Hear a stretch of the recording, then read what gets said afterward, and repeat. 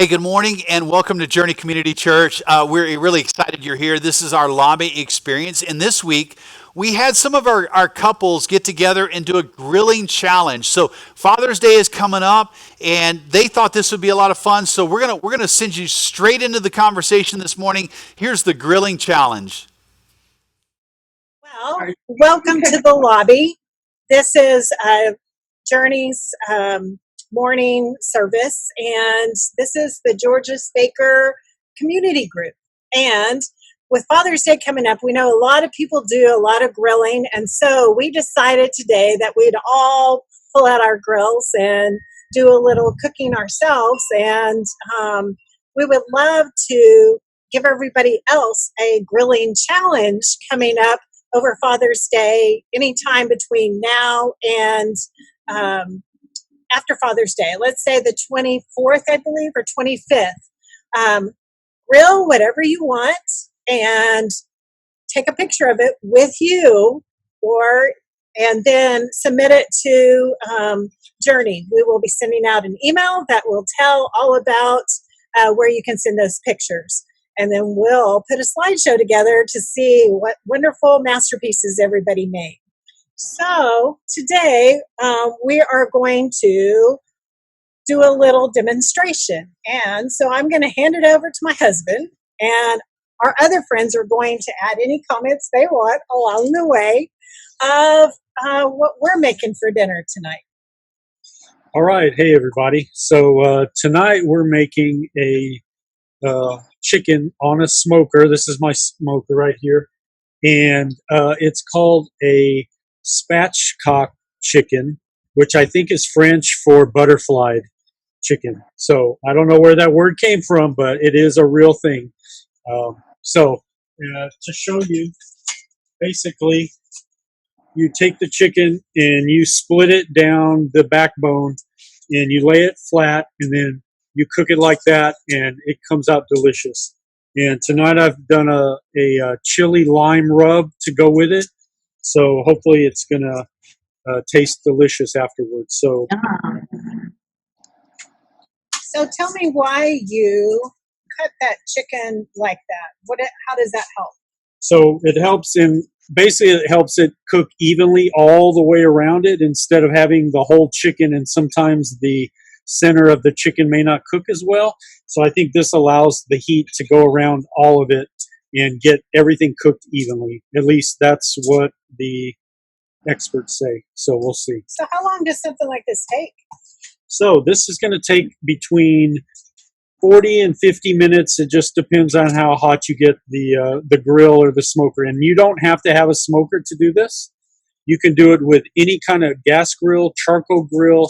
It doesn't matter. So as long as you can fit it in, yes, exactly, you'll be able to cook this. I mean, you could do it in your oven. So really, it's whatever your choice is. And I think that the Georgeses have cooked the chicken. And how long did you all cook your chicken? So it's been cooking for about an hour now. I went a little bit lower on the temperature, also to make it fit for the video, so we're done around the right time. But it's just about done. It's another degree or two, and it'll be ready to come off the grill. What did you put on there? What kind of spices?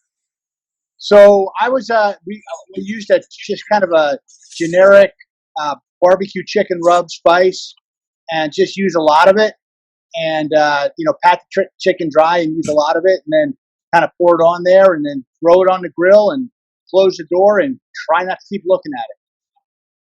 You just put the chicken itself on the grill, or do you have to put it on? Okay. Yeah. So actually, there is one other step. Usually what I end up doing is put a little olive oil on the skin before I put it on the grill. And I don't know if you can hear that, but it's now time to pull it off the grill. So let's go look at it. Mm-hmm. And I put it skin down so that it doesn't overcook too much. So there it is in all its beauty. So I'm going to hand the phone over to Julie and go get a platter for it. So I think my husband could talk about those little things you've got sticking in there. What are those? Go ahead, Mr. Baker. It's fancy thermometer probes. Yep. So those are probes, and they allow you to monitor the temperature of the grill and also the temperature of the meat, the internal temperature. And that way you know exactly when it hits the right temperature, which, you know, with chicken, I think it's about 165 or above is safe. So, I think Bill, you know, has a fancy one there, and you can watch it on your mobile phone, and you can see, you know, what the temperature is doing, and you could actually be at the store while it's cooking, and you could actually see the temperature while you're away from the house. So. So, Judy, what are you and Jeff cooking over there? We are cooking a ribeye. It's a big one, so we will be sharing it. And I it's love your phenomenal. little tabletop grill. Yes. I think it just shows that you don't have to have a big smoker in order to be a part of this challenge, right? Right. Yeah, we're apartment dwellers, so this is our version. We still can have our grill and cook out. And what's cool is once we take the steak off, I have some peaches that I have. I thought I had honey. I don't have any honey, so I just used some maple syrup. And so they're sitting in the maple syrup. And once we take the steak off, we will put the stone fruit on there, and it will cook while we can turn the gas grill off and close the lid, and it'll cook for a little while, and then we can have dessert. Yum. So you don't only have to cook meat on the grill. So, Right. Bill, what's one of your favorite things to cook? So my favorite thing to cook, which is also the hardest thing for me to cook, is a brisket. It takes anywhere from 10 to 12 hours or more, depending on the size. It usually comes out very tender and moist and delicious, but it also takes a lot of trial and error. I've often heard that to make good brisket, you have to make bad brisket. And I've made a lot of bad briskets. And so I keep practicing though, and I'm hoping one day that I can perfect it, because I just love a really juicy, tender brisket. Practice makes perfect. How about you, Bill Georges? Well, so I haven't mastered the brisket yet, like Bill Baker, but I love to do a steak. For Julie's birthday, we did a reverse sear filet mignon on the grill, and so we basically smoked it for a little while, and then cranked the grill up and finished it on the grill. And so, doing a ribeye or a filet like that is pretty darn good. Oh, it was delicious. Get a little bit of that smoky flavor, and it stays nice and juicy. Oh, yeah. We also made pizza on the grill.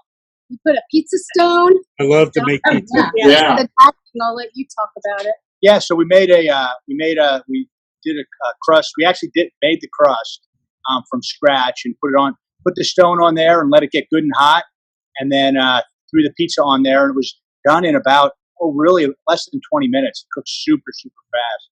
So, and it was just pizza, when you make it yourself, you can pretty much do whatever you want. So I think we had a little tomato sauce, some mushrooms, and some spinach.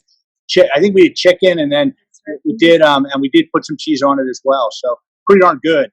Anything off the grill in the summertime is a treat. Yeah.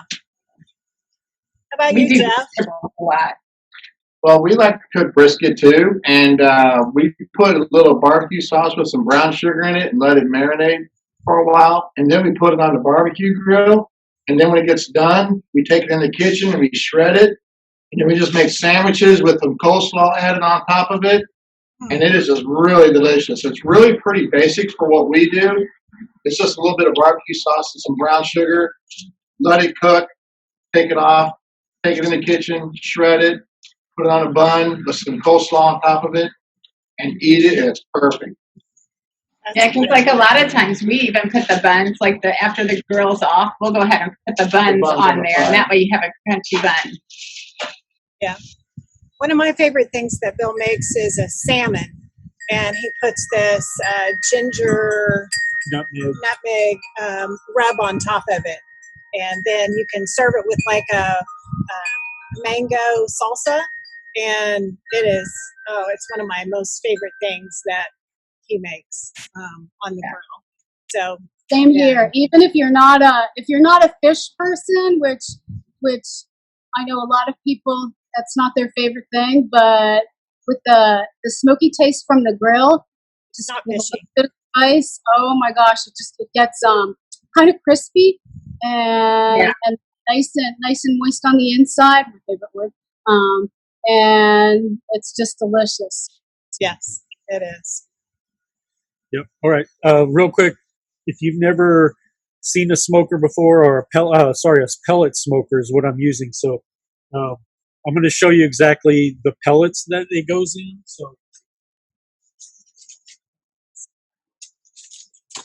So basically, this is a bag of pellets, and I don't know if you can see those, but they're very tiny. They look Oh, like look dog at food, Yeah, basically. And so but they're made of wood. So I have some pecan pellets here. You can buy many different types of wood. There's, pecan, hickory, oak, mesquite, apple, cherry. It really, as many trees as there are, I think that's how many different kinds of pellets that you can buy. And then they go in the hopper right here. You just pour them in, and it slowly feeds those in. They catch fire, and that's what creates the smoke and the heat. And that's what makes a pellet smoker so easy, because you don't really have to worry about starting the fire and keeping it going yourself. And I'm lazy, and I don't want to sit out here, all night tending the fire. So that's why I really like having a pellet smoker. And I know Mr. Georges has one himself, so I'm sure he can tell you that it's much more convenient. I think You know, the most we really like the convenient taste. is the button. Oh, go ahead, Judy. I said the most convenient is when you just push the gas grill button. Yes. Yes. Definitely. The thing about a smoker is you can smoke meat, or there's a little area where you can slide a plate across, and it can be a grill, like you grill hamburgers or hot dogs. One of the things they seem to like to make a lot are those jalapeno poppers. Yes, I do like to make jalapeno poppers with cream cheese inside, and then you wrap them in bacon. And of course, anything with bacon is amazing, but those are really good. So Yeah. One of the most unique things we've ever had is, I don't know if it's unique, but we've made like an apple crisp, where you do the apples and then you put some type of topping on top, and we've put it in there. And it really is good. A smoked apple crisp is pretty good. We haven't tried many other desserts. I've seen videos people have made a chocolate cake or any kind of cake really in a smoker. I haven't tried it yet, but apparently you can do it because it's basically an outdoor oven. So I guess anything you can make in the oven, you can make on this. So Bill Georges, what's your most unusual thing you've cooked? Most unusual. Well, it doesn't have to be unusual. It could be a You know, side or something. So, well, we've been trying. We haven't had our we were gas grill people for a long time, and that finally punked out on us. So we really just got the smoker pellet grill was kind of an early Father's Day gift, and so we've been trying a whole bunch of things and trying, kind of our old tried and true recipes, so we get those down and see how they work. So, I mean, the smoked salmon when we did it on a cedar plank, so that was pretty cool. Yeah, so I don't know if you've done anything. Yeah, probably the pizza's the most Probably the most unique. Yeah. unique. I mean, again, we've only had it for a couple of weeks, so we haven't been too adventurous yet. But we just kind of wanted to get it down, just the basics. So once we have that down, we might have to come to y'all for some for some ideas. I like the dessert ideas. Yeah. We haven't ever done a dessert on the grill. Yeah, Last you were time we talking had- about the cedar planks that you can cook fish on, or you can cook it directly on a rack or something. And it made me think I thought about a Bible story where Jesus actually used a charcoal fire to grill fish for the disciples. So there's our little tidbit of biblical knowledge. While it's in John 21, I think verse 9, if you want to go looking.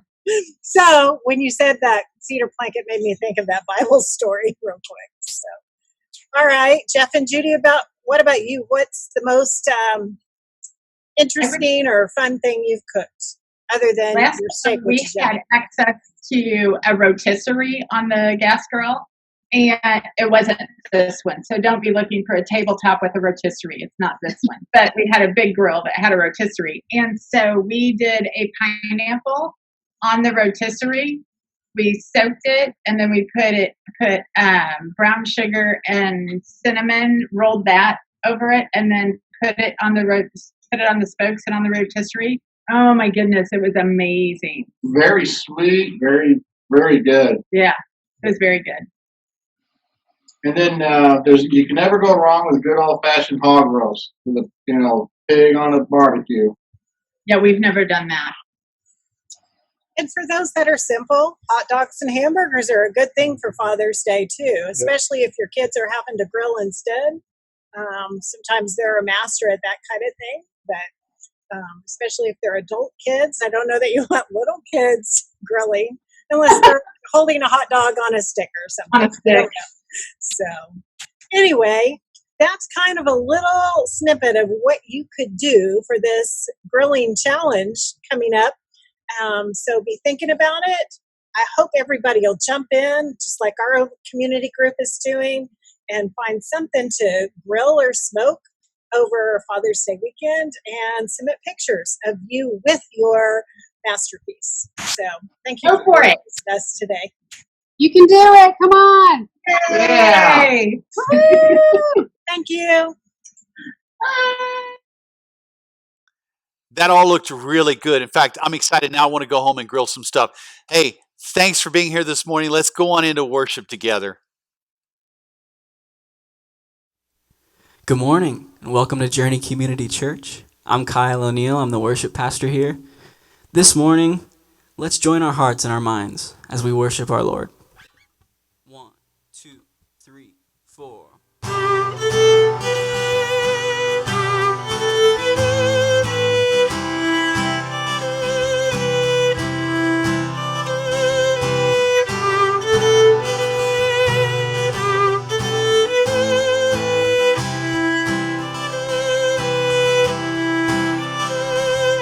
He's coming on the clouds.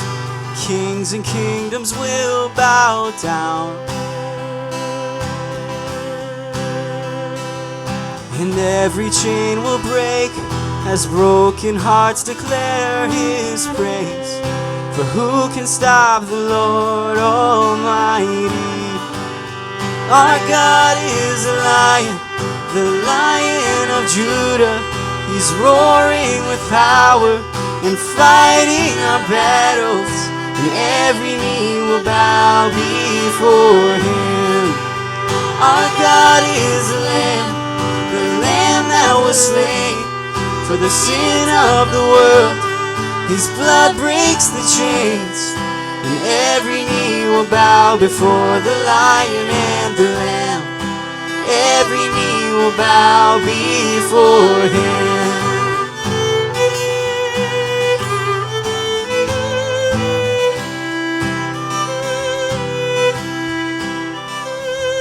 So open up the gates, make way before the King of Kings.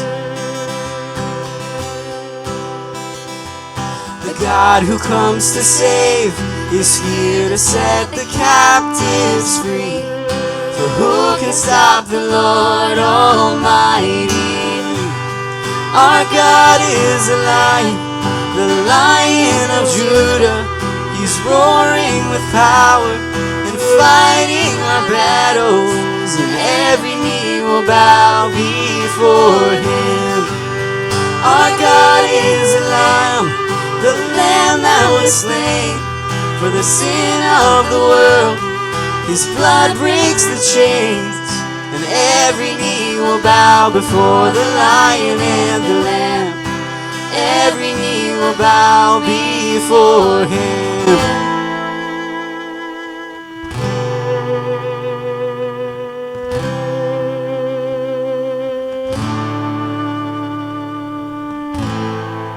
Who can stop the Lord Almighty?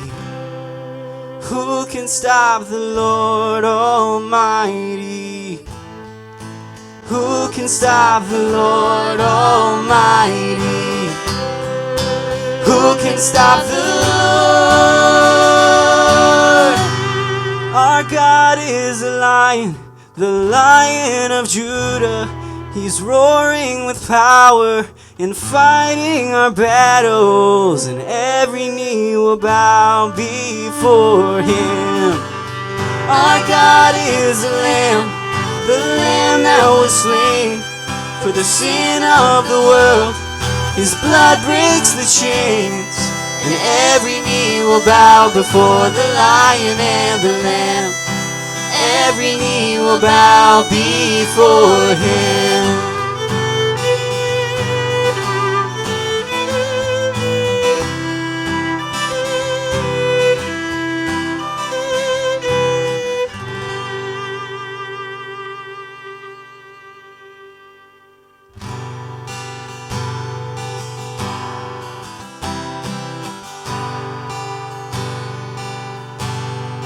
I searched the world, but it couldn't fill me. A man's empty praise and treasures that fade are never enough.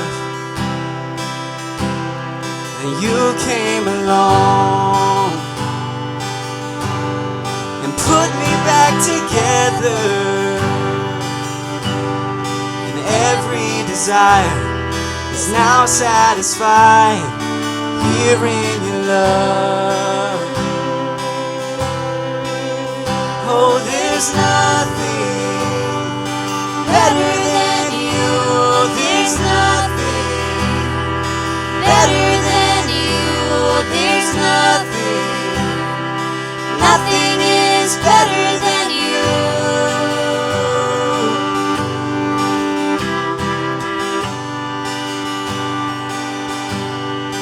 I'm not afraid to show you my weakness, my failures and flaws. Lord, you've seen them all, and you still call me friend. 'Cause the God of the mountains is the God of the valley. There's not a place your mercy and grace won't find me again. Oh, there's nothing better than you. Oh, there's nothing better than you. Oh, there's nothing is better than you. Oh, there's nothing better than you. Oh, there's nothing better than you. Oh, there's nothing is better than you.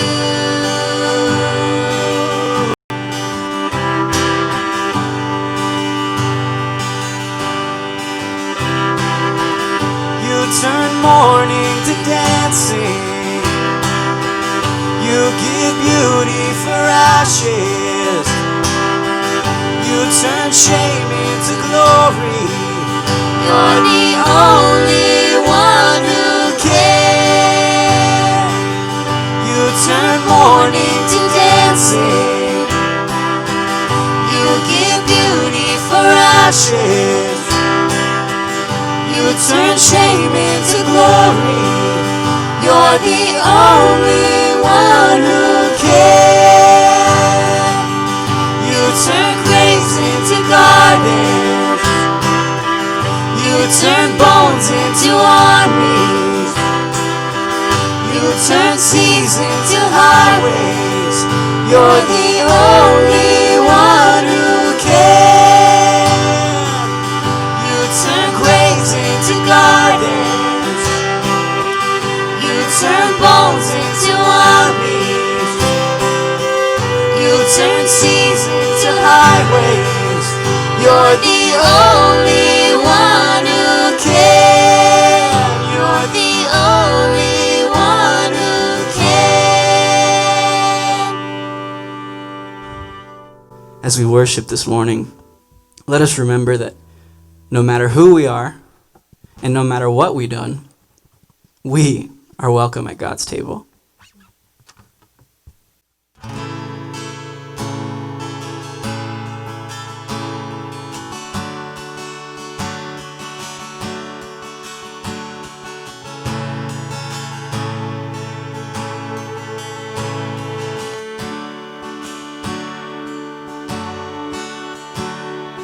Come out of sadness wherever you've been. Come broken-hearted, let rescue begin. Come find your mercy, oh sinner, come kneel. Earth has no sorrow that heaven can't heal. Earth has no sorrow that heaven can't heal. So lay down your burdens, lay down your shame. All who are broken, lift up your face. Oh, wanderer, come home. You're not too far. So lay down your hurt, lay down your heart. Come as you are.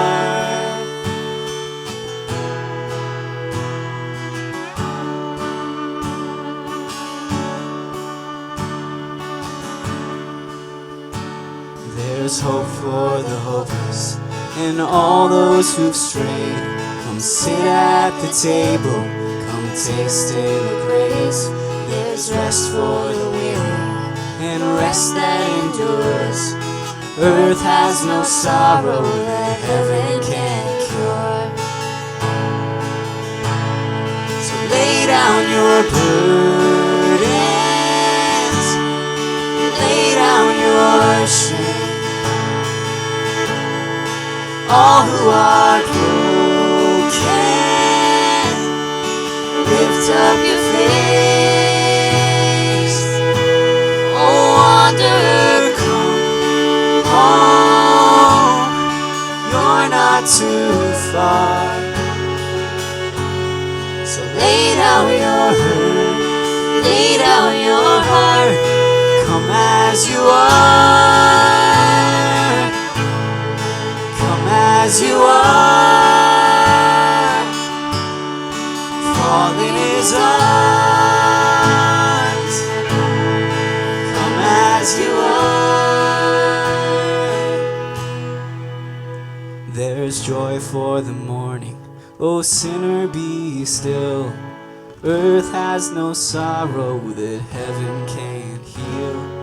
Earth has no sorrow that heaven can't heal. So lay down your burdens, lay down your shame. All who are broken, lift up your face. Oh, wanderer, come home. You're not too far. Lay down your hurt, lay down your heart. Come as you are.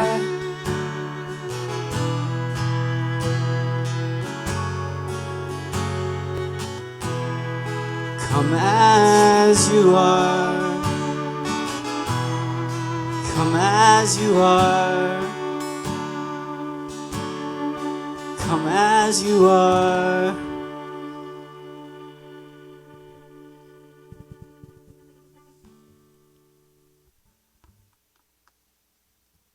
One, two, three, four.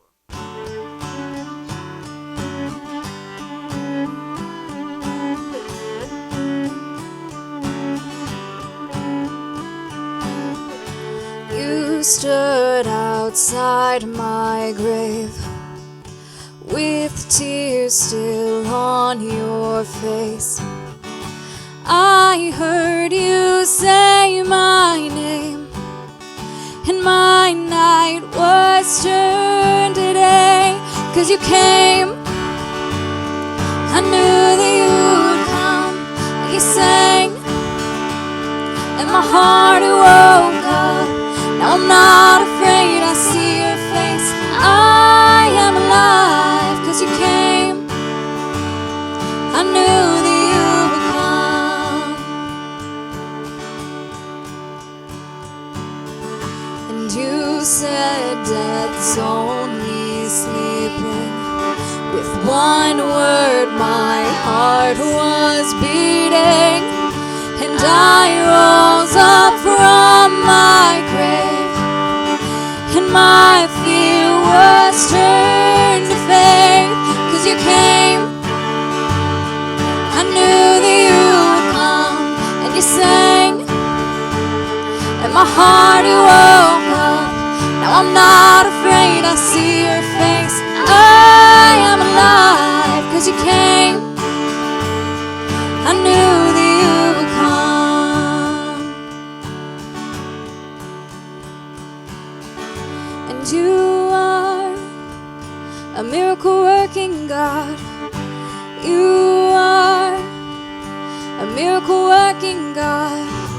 You are a miracle working God. You are a miracle working God. I know you are a miracle working God. You are a miracle working God. You are a miracle working God. You are a miracle working God. You are a miracle working God. You're a miracle working God. 'Cause you came, I knew that you would come. And you sang, my heart you woke up. And I'm not afraid, I see your face. I am alive, 'cause you came. I knew that you would come. Yeah, you came. I knew that you would come.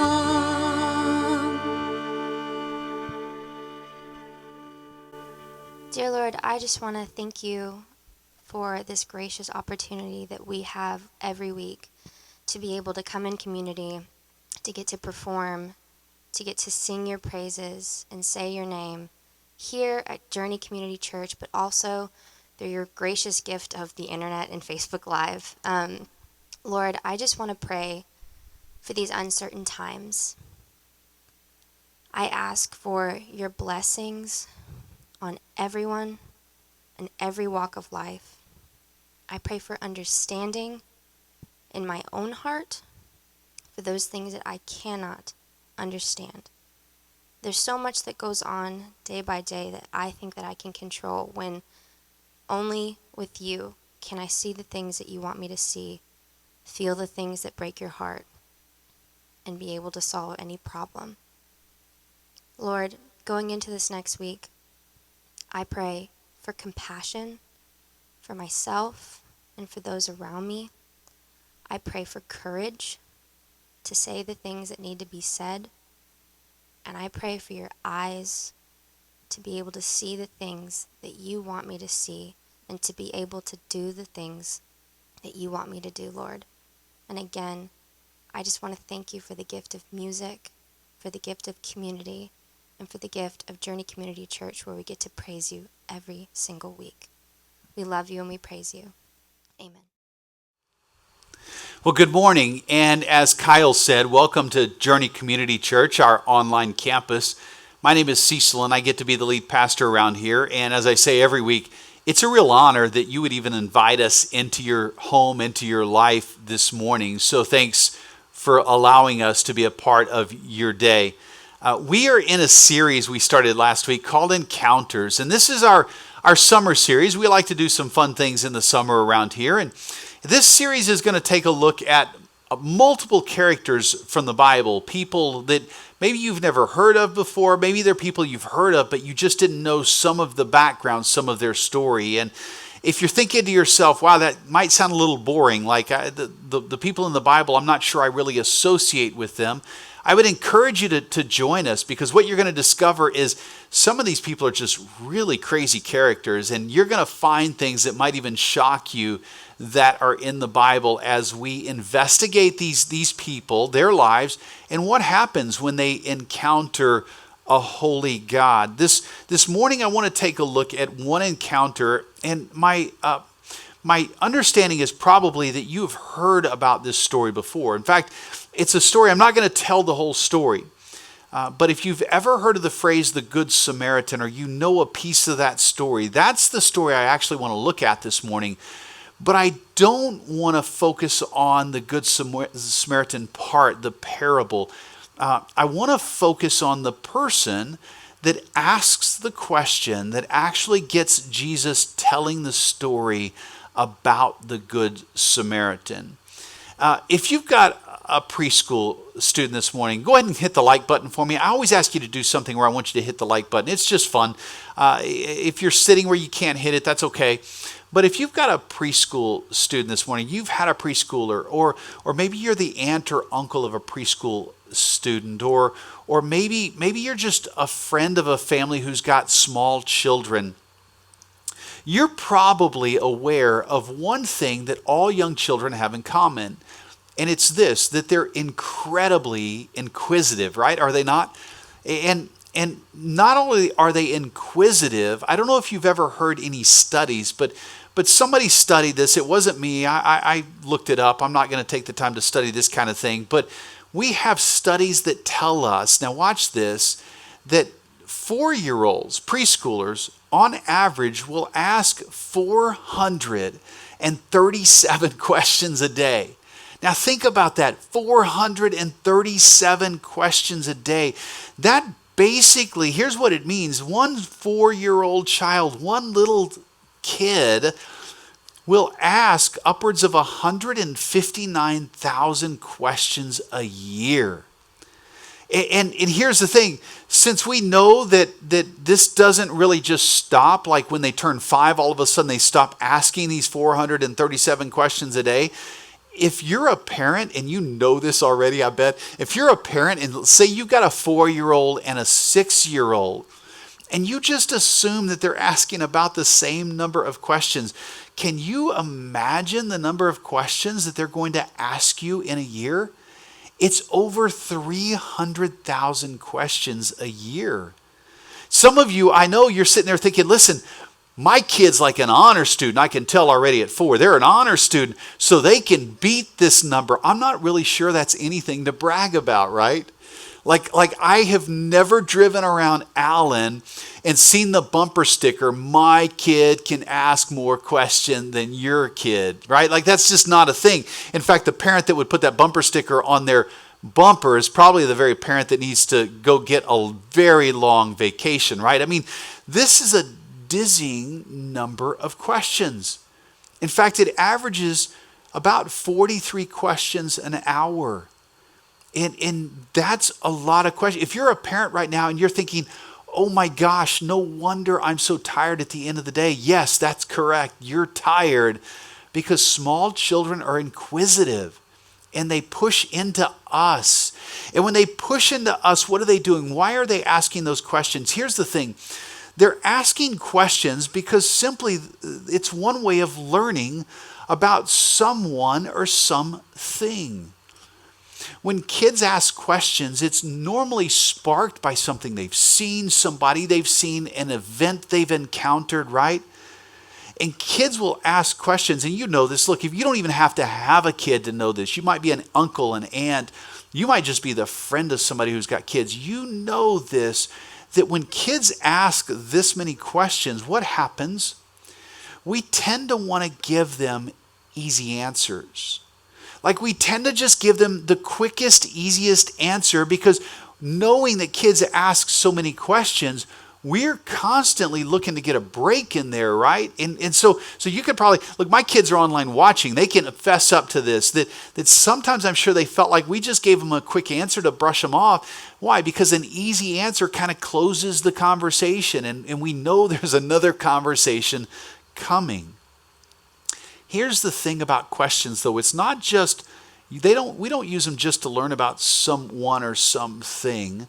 Right? Questions are also a way for us to get to know ourselves. Children don't realize this as much, but as adults, we understand this. You can ask a question that's going to focus on the person in such a way that you're hoping that they have a revelation, an understanding about who they are. Or you can just simply ask a question that you're trying to figure out or learn something about someone or somebody.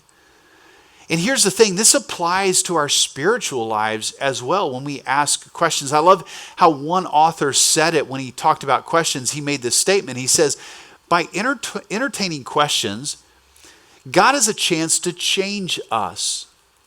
Answers can be offered as a conclusion. Questions are an invitation to further reflection. Did you get that? Answers can be given just to kind of conclude the conversation, just to kind of shut things down. But questions are always this invitation to further reflection. For the most part, answers close and questions open. Answers close and questions open. And that's not real surprising, actually, if you think about it. When you get into the Gospels, you may not know this, but it won't surprise you after just hearing what I said. When you get into the Gospels, Jesus was asked 183 questions. That's in Matthew, Mark, Luke, and John. The four Gospels, the account of Jesus walking this earth, his life, his death, his resurrection, his ministry. He was asked in those four letters 183 questions. Now, I didn't look this up. Actually, I got this from somebody else. Somebody else did the research here. I did not have the time to look all these up this week. But here's the interesting thing. Of 183 questions, Jesus actually asked 307 questions. He asked 307 questions. A lot of times he would ask questions in response to the question. In fact, it's reported that he really only directly answered 3 questions in the Gospels. All of the rest of them, it wasn't a deflection. He asked a question back. Now, that might be a little disturbing for you this morning. In fact, if you're listening to this, a lot of times, what do we want from God? We want God to answer questions for us. We want him to explain things to us. We want him to tell us the things that we have questions about. And here's the thing we learn very quickly in the Gospels. Jesus never had these quaint, short, little, great, just concise answers. He didn't do that. Jesus never gave us like 7 steps just to get closer to God. And if you just do these 7 steps, then you can forget about reading the rest of the Bible because these 7 steps are going to clarify everything. He never made it that simple.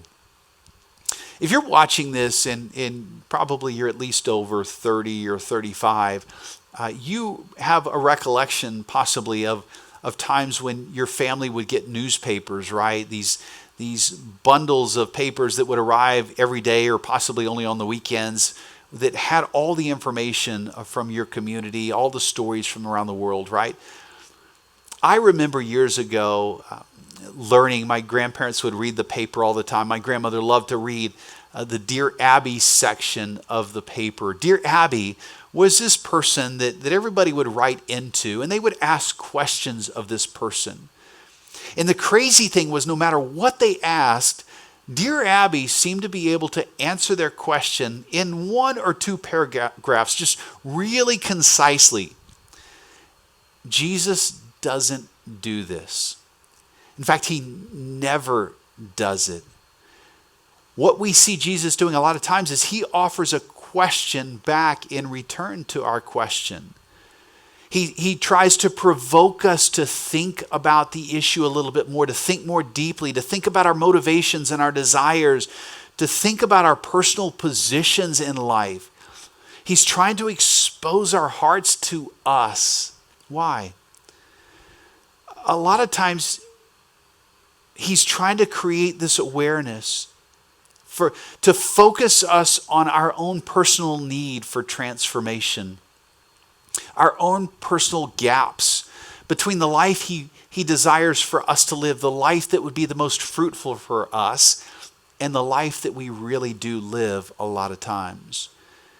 It's this response, instead of just giving us a short, simple answer to shut the conversation down, he is provoking us to think. Why? A lot of times with the short answer, all we're looking for is something to relay to everybody else. Think about it. A lot of times we want to know the answer to a question so that we can tell everybody else what the answer is. In other words, we're expecting transformation from everybody else, but we're not expecting transformation of ourselves.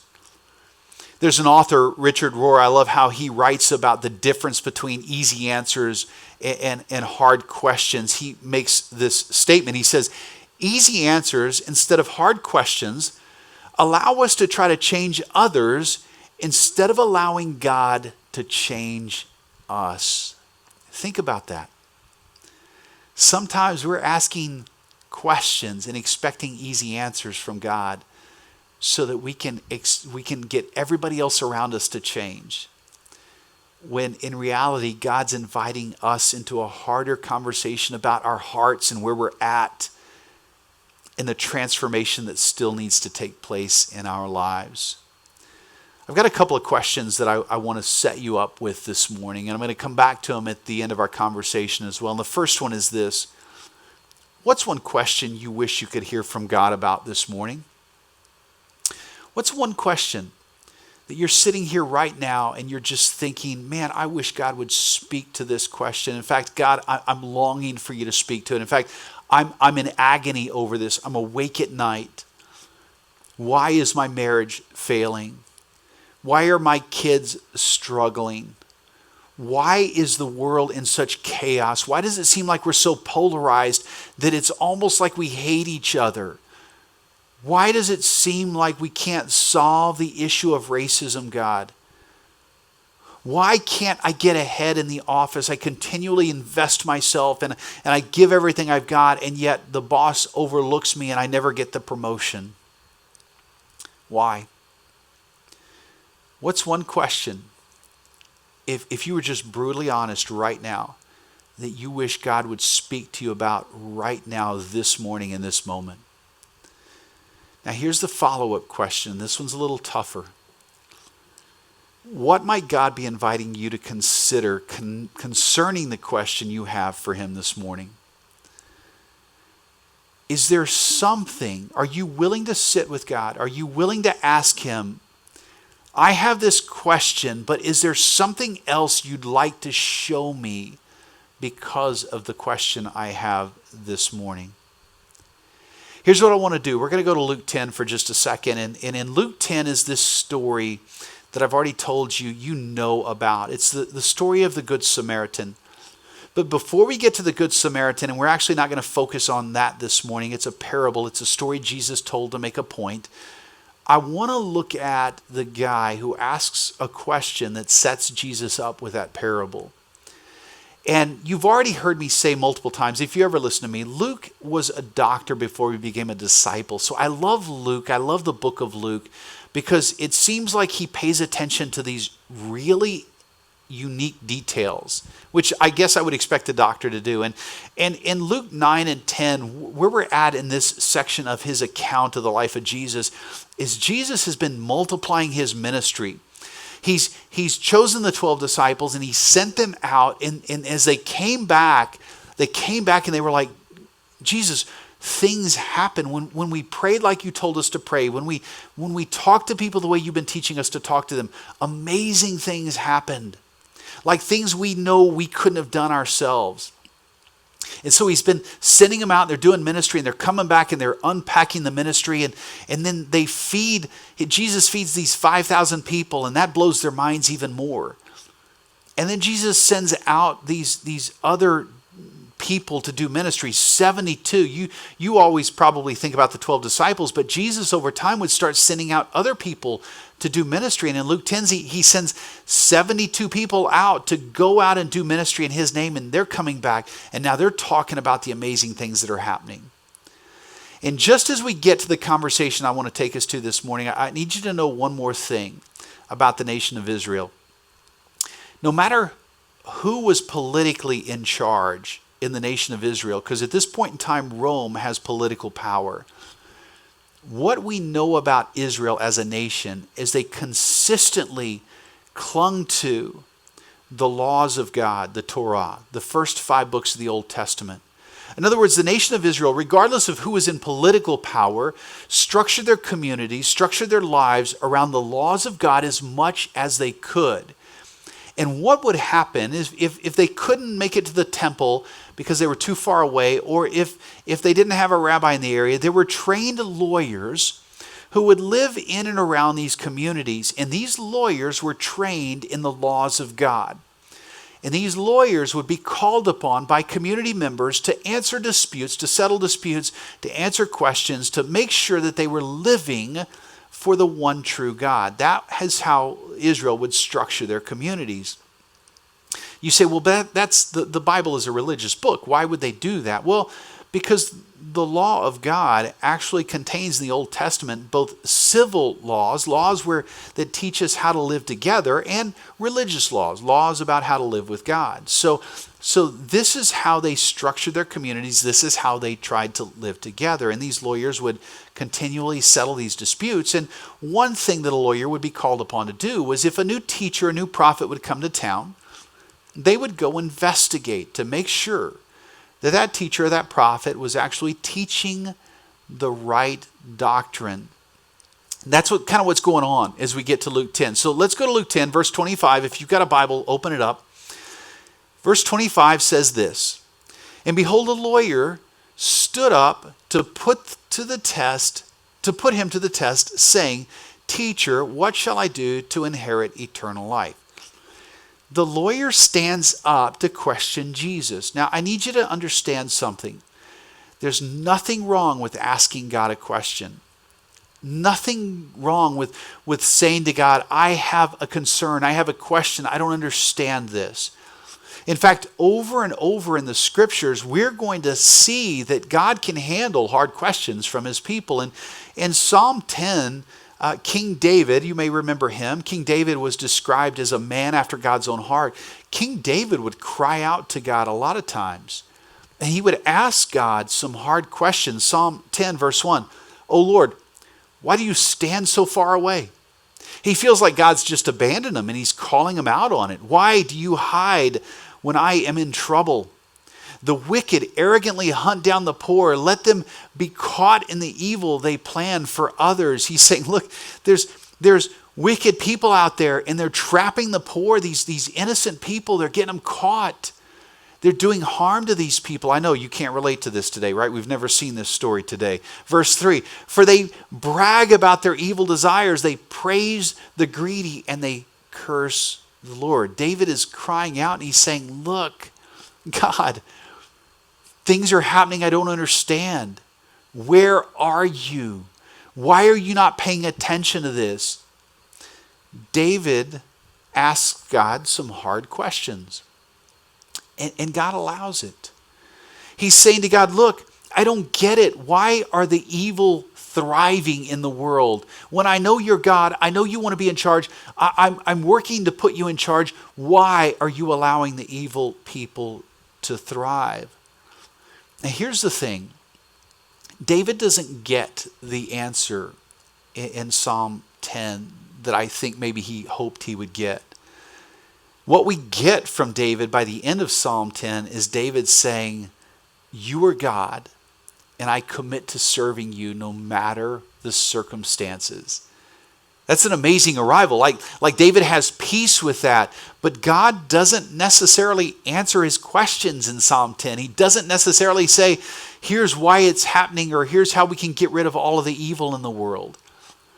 And David learns over time that there's this tension and that God isn't always going to answer his questions like he thinks he should.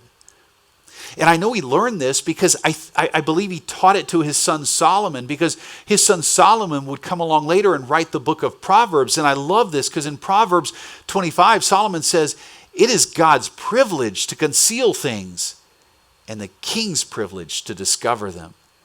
In other words, God doesn't always tell us things. Like some things are concealed by God. And here's the privilege. The privilege is kings get to seek these things out. Like it's actually okay that we have to hunt for answers. Why? Because in hunting for answers, we're going to be asking questions, and God's going to be able to expose our hearts. So this lawyer, when he asks this question, it's okay that he says to Jesus, what shall I do to inherit the earth? But here's the thing. Jesus is God, and he knows our hearts. He knows that oftentimes our biases are more important to us than understanding what's really going on. Let's keep going in verse 26. He said to him, Jesus says to this lawyer, what is written in the law? How do you read it? Now, again, think about it. The lawyer has done what? He is completely versed in the law. In fact, the lawyer has probably memorized the first 5 books of the Old Testament. He probably can recite it by memory. The lawyer understands the law. And Jesus says to him, what's written in it? He pushes back with a question. And the lawyer answers, you shall love the Lord your God with all your heart and with all your soul and with all your strength and with all your mind, and your neighbor as yourself. And Jesus says to him, you have answered correctly. Do this and you will live. Jesus says, that's right. Like you answered it correctly. That's the perfect answer. You answered it just right. But here's the thing. The Old Testament law was never meant to be an end to itself. The Old Testament law was supposed to begin to reveal our gaps, our need for a Savior, the fact that we can't transform our own hearts. That when the lawyer says, love your neighbor as yourself, he should have also been just internally tweaked a little bit and thought, oh my gosh, I don't do this. Like, I don't do this well. Think about it. If he says, love your neighbor as yourself, and I was to ask you right now, this week, did you love your neighbor just like you love yourself? Did you love the person you bumped into in the store? While you were socially distanced, of course. Did you love the person on your street that never waves at you? Did you love your neighbor, the people around you, as well as you love yourself? You see, the answer the lawyer gave was supposed to be a question for himself, and yet he stated it as if he was living it. And Jesus affirms and says that's the right answer. But Jesus knows that he's not really getting it, so instead he asks another question, or he causes the lawyer to ask a question. So the lawyer comes out, and watch this, because his heart's really going to come out here. But desiring to justify himself, he said to Jesus, and who is my neighbor? The lawyer throws a question back at Jesus, right? And it sounds like it's just a question of clarification. Well, who is my neighbor, Jesus? But here's the thing about this question. This question really reveals his heart. Because when he asks this, there's this anticipation that there's somebody out there who is probably not his neighbor. Somebody he doesn't have to love as himself. And he wants Jesus to expose that. He wants Jesus to tell him to clarify the neighbor piece because he's trying to trap Jesus. He wants to make sure that he doesn't have to love everybody the way Jesus is saying he has to. Jesus says, that's the right answer. Now go and do it. And he says, but hold on, who's my neighbor? Even the Pharisees taught that not everybody was their neighbor. So the truth of God wouldn't have to apply. Here's the caution. Here's what I want you to begin to realize. That our questions are often bent towards protecting our own biases instead of greater understanding. That the questions I often have for God come from a heart that's been deceived. And when I ask them, I'm really trying to protect my own biases. I'm trying to protect my own way of living. I'm trying to not accept the people who are different than me. I'm trying not to accept the people whose groups I don't belong to. And instead, I'm trying to really protect my own bias and not understand more deeply how to love others. So here's the question. How many times do I ask God a question I really do not want to know the answer to? How many times do you do this? How many times do you ask God a question that if you're honest, if you're brutally honest, you don't want to know the answer to the question. You want God to answer to you. I want God to answer to me. I demand him to answer to me because I don't like where the world is. And I just assume that I want the world to be better than he desires it to be. See, here's the thing. The lawyer was in the same area where Jesus had been teaching, and Jesus had already been teaching about neighbors in this area. In fact, if you go to Luke 6, this is great. Jesus outlines in his teaching what he believes a neighbor to be. Verse 27, but I say to you who hear, love your enemies, do good to those who hate you. This is not about abuse, okay? I always feel like I need to qualify that today because I know some of you have gone through some great abuse in your life. And can I tell you something? That is not what we're talking about here. That's not what God is speaking of. But as he talks, he's talking to a group of people who have the ability to love people in spite of how they treat them back, right? Not abuse, but just in spite of their differences. And he says, I say to you, love your enemies. Do good to those who hate you. Bless those who curse you, who say bad things about you, who post posts on Facebook and Instagram that are kind of undercuts and backhanded jabs to you. Pray for those who abuse you. Again, not physically beating you up necessarily, but those who are taking abuse towards you. Right? If you've ever waited tables in your life, I'm guessing that you understand this conversation. Pray for those who just sometimes they're mean-spirited, and the way they treat you is abusive. To one who strikes you on the cheek, offer the other also. He says that this was an insult back in Jesus' day, that you could strike somebody on a cheek and it was an insult. It was a public insult. And he's saying, look, if somebody publicly insults you, go ahead and let them insult you again.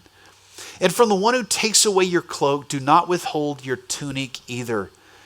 If they're just gonna kind of take something that's yours, go ahead and give them the coat as well. Go ahead and respond in love and compassion. Give to everyone who begs from you. And from the one who takes away your goods, do not demand them back.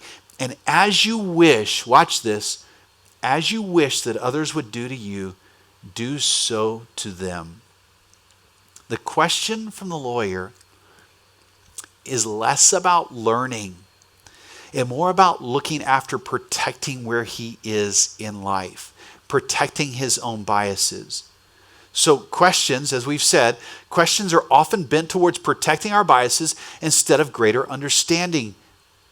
And so Jesus will ask multiple questions. Why? Because he's trying to reveal how our hearts are wired. He's trying to reveal that we're protecting our own biases instead of really understanding how he wants us to live humble, gracious lives in our community.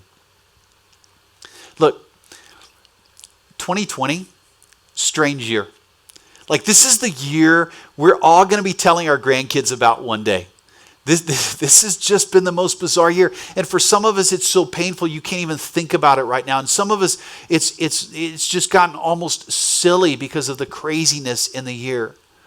Like, how do we escape this pandemic? Will things ever return to normal?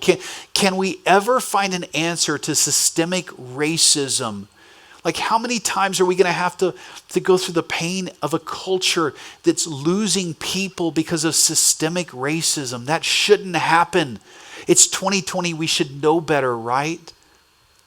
And then, of course, with 2020, you have to ask the question, whatever happened to the murder hornets? Are they still coming, right? I mean, this has just been a strange year.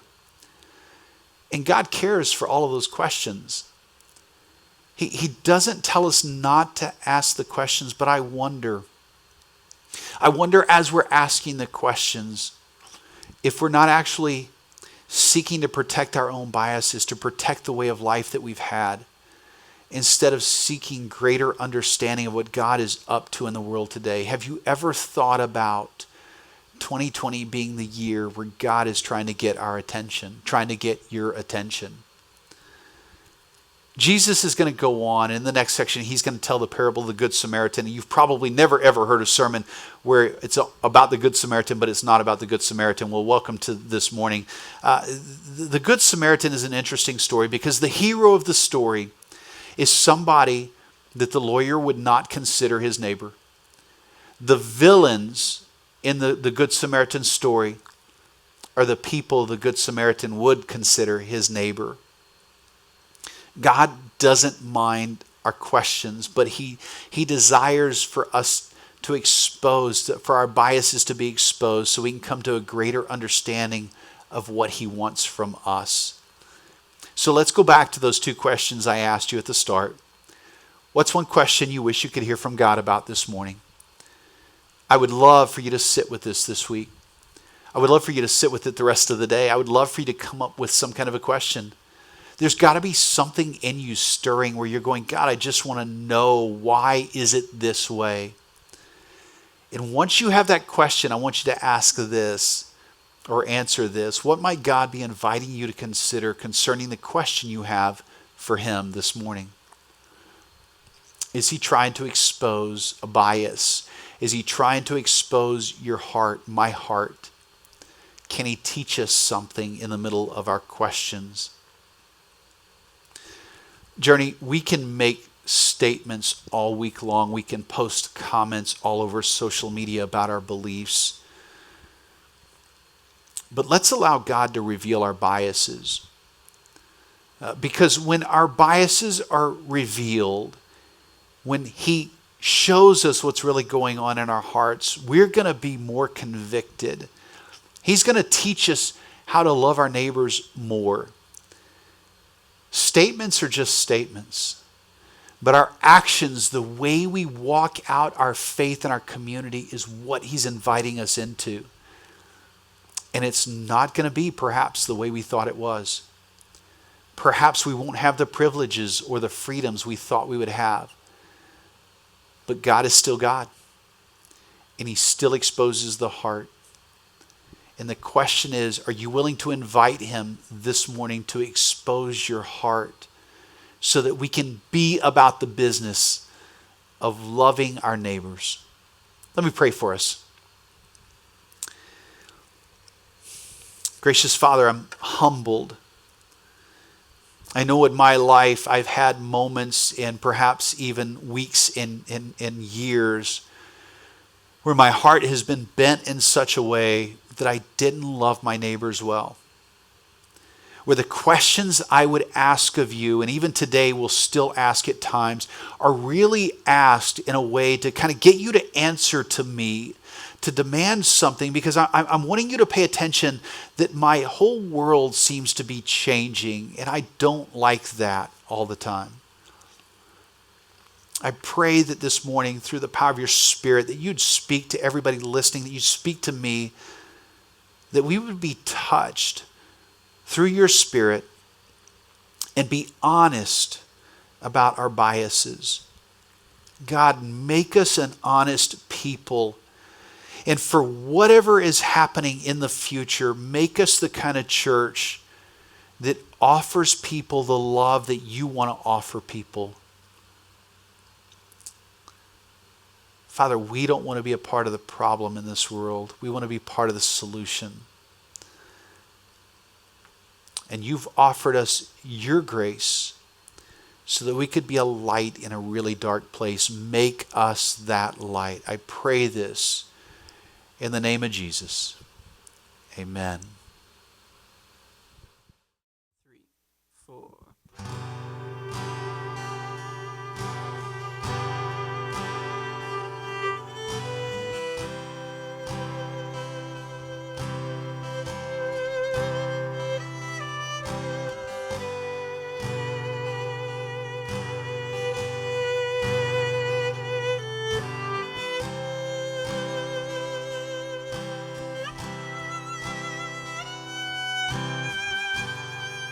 There's nothing worth more that will ever come close. Nothing can compare. You're our living hope. Your presence, Lord.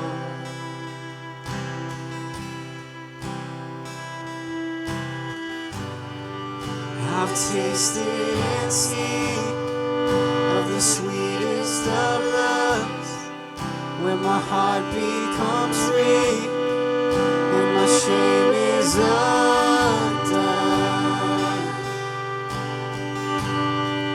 Your presence, Lord.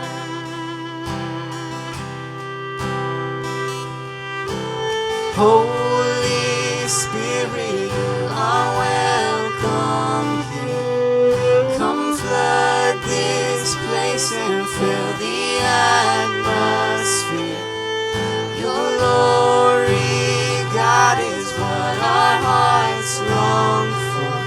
To be overcome by your presence, Lord.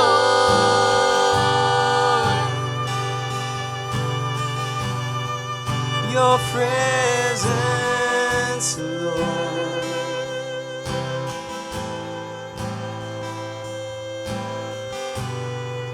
There's nothing worth more that will ever come close.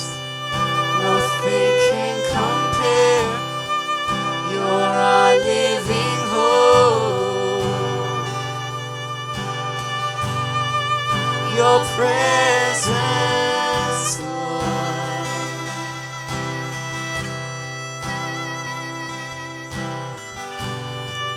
I've tasted and seen of the sweetest of loves, when my heart becomes free and my shame is undone.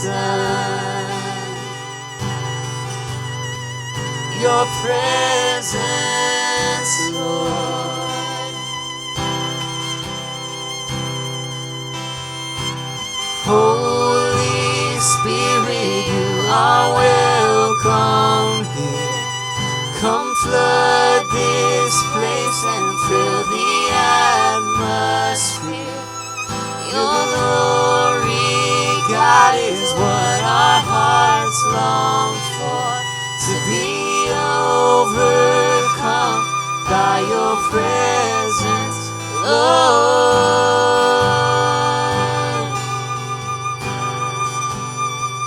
Your presence, Lord.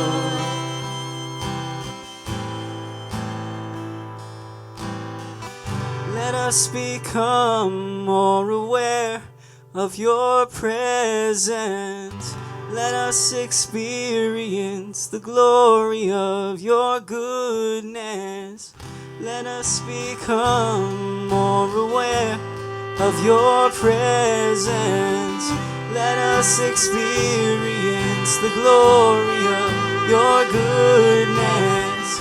Let us become more aware of your presence.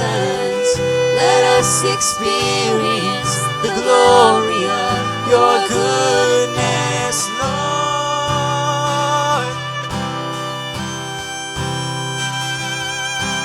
Holy Spirit, you are welcome here. Come flood this place and fill the atmosphere. Your glory, God, is what our hearts long for.